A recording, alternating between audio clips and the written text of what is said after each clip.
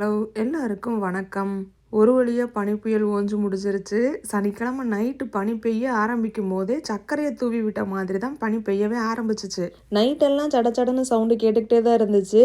அது பெய்யும் போது வந்துட்டு மணல் மாதிரி தான் இருந்துச்சு. ஸோ அல்லெல்லாம் முடிஞ்சிச்சு. அதுக்கப்புறம் மறுநாள் காலையில் அது அப்படியே ஐஸ் கட்டியாயிருச்சு. ஸ்லீட்டோ ஸ்னோவோ இந்த குழந்தைங்களுக்கு அதெல்லாம் பிரச்சனையே கிடையாது. வெளியில் போய் விளையாடணும்.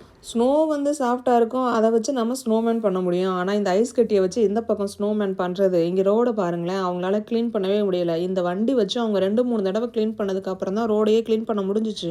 எங்கள் தெருவில் மக்களையும் பிள்ளைங்களையும் வெளியில் ரொம்ப பெருசாலாம் பார்க்க முடியாது. ஆனால் இந்த நாளன்னைக்கு எல்லாரும் வீட்டுக்கு முன்னாடி க்ளீன் பண்ணுறதுல ஆரம்பிச்சு குழந்தைங்க எல்லாரும் பயங்கரமாக என்ஜாய் பண்ணி விளையாடிட்டு இருந்தானுங்க. கிழமை நைட்டு பனி பெய்ய ஆரம்பிச்சிச்சா, ஞாயிற்றுக்கிழமை காலையிலே எங்கள் தெருவில் இருக்கவங்கெல்லாம் க்ளீன் பண்ணிக்கிட்டு இருந்தாங்க. நான் அப்போ கூட நினச்சேன், ஏன் இவ்வளோ சீக்கிரம் க்ளீன் பண்ணிக்கிட்டு இருக்காங்களேன்னு சொல்லிட்டு.